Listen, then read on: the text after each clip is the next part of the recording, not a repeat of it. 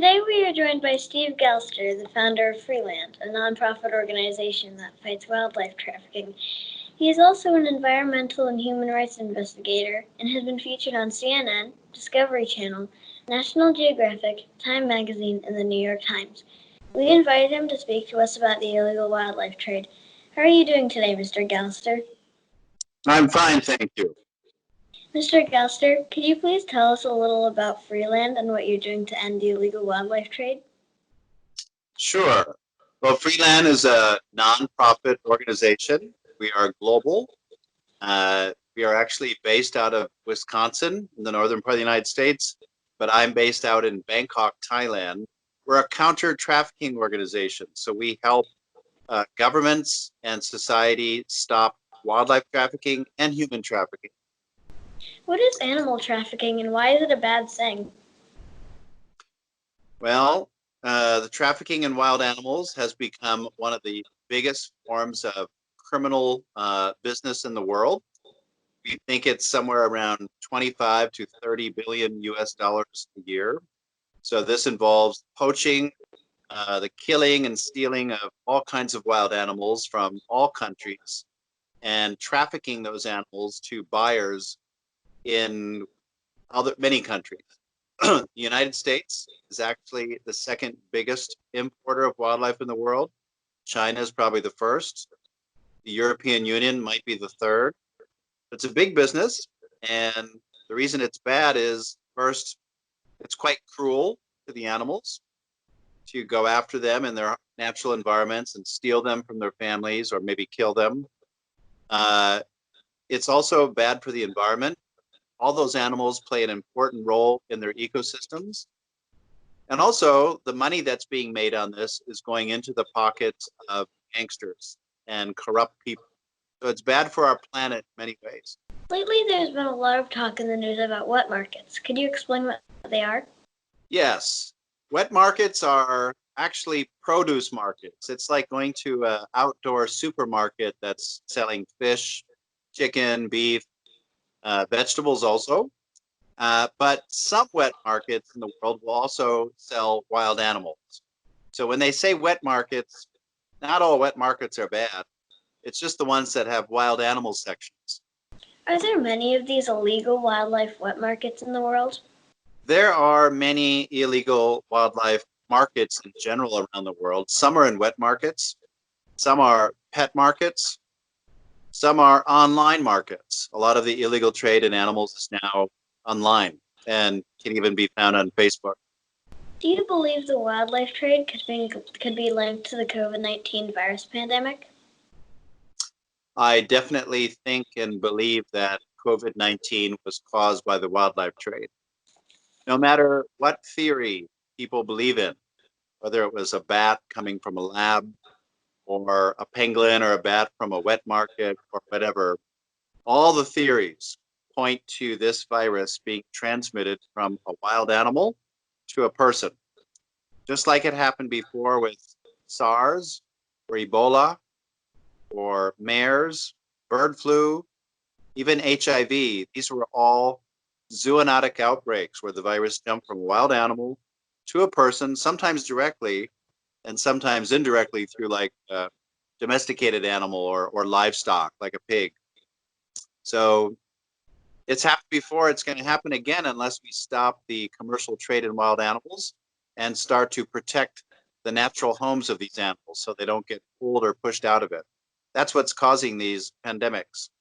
On your thoughts of the spread of the virus, do you think it transmits only from animal consumption or possibly from the handling of infected animals? Good question. We don't know, but certainly before it's been from both. It could be from handling it. Take MERS, for example. We know it came from a camel. It does not look like the first person who got infected ate the camel. So it must have just been some close contact they had. What is the most trafficked wild animal in the world? The most trafficked wild mammal animal in the world is the pangolin, which is a scaly anteater. It looks a bit like an armadillo. What do you think would be the best way to prevent the markets from selling wildlife? I think the best way is to ban all commercial trade in wild animals. I think a lot of people don't think we should do that because they think some people will lose their jobs, or that the trade will go underground and it'll only just get worse. I don't think that's true. I think when you push the trade underground, fewer dealers will go underground and risk it. Fewer people will go underground to risk buying. So you'll decrease the volume of trade, and that's good. That means fewer animals being poached and trafficked. Yes, some people will lose their jobs, so I think we can help compensate them so they can move on to a different kind of job. But most people making money on this are crooks. And we have to remember that a lot of people made money from the slave trade too, but we still banned slavery. It sounds like me that we'll need the global community to come together to shut these illegal wildlife wet markets down to help prevent future pandemics. Do you think this is possible? I certainly hope so. That's my main focus. And I know Freeland cannot do it alone. So we have teamed up with so far 26 organizations from around the world, not only wildlife groups, but health groups, climate change, agroforestry, science, etc. And to be honest, I think the biggest potential is going to come from people like yourself and your colleagues at school. We need young people who've got some hope and some passion and some energy. And the best thing we can do is call for these markets to be closed and don't buy wild animals. Is it common to see endangered species at these wet markets? Yes, it is. Why did you decide to make saving animals so much of your life's work? Well, when I grew up, I always liked animals, all kinds, dogs and cats, but also birds, squirrels. I just always felt like we're sharing this earth. These things have feelings, they have eyes, like there must be more to it there. So I always liked animals. But then when I grew up, I also became involved in national security to save the world from war. And eventually I combined my childhood love with my adult career. And now working with people like myself, we're trying to stop poaching and trafficking, which is also a security issue. And now try to stop pandemics so that we never go through a COVID-19 again. The next following questions are from one of my favorite documentaries you were in, Tiger Traffic. Do you know how the tiger Sylvia is doing? Sylvia has grown up and is living in a natural enclosure. She will never go back into the wild again because that's not possible, but at least she's alive.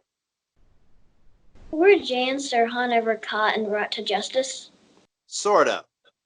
Jay had her property seized. She had a lot of money, 36.5 million US dollars worth of cash, land, property, jewelry, that kind of stuff.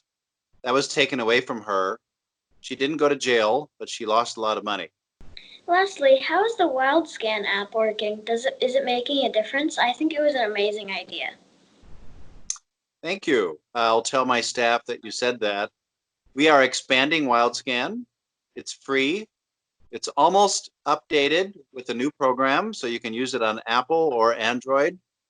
I encourage everybody to download it. It's a good way to study your species, beautiful photographs, and if you see any wildlife crime, it shows you whether it's legal or illegal and who you can call. You can push a button and send that information to the authorities. Mr. Galster, what message would you send to kids like me? Well, I would say we need to make nature conservation, nature protection part of our lives every day, not just as something that we read about or hear about or watch on TV, but build it into your life. Be a responsible consumer, talk about it, be aware, because it's not only good for the wild animals and the environment, it's good for people. And if we don't take care of Mother Nature, we're going to have more pandemics like COVID-19. So let's take care of Mother Nature, and Mother Nature will take care of us. That's my message. Mr. Galster, thanks for taking the time to speak with us today, and a real big thanks to you and your foundation for all that you do to help save our wildlife and make our planet a better place. Please stay safe and keep up the good work.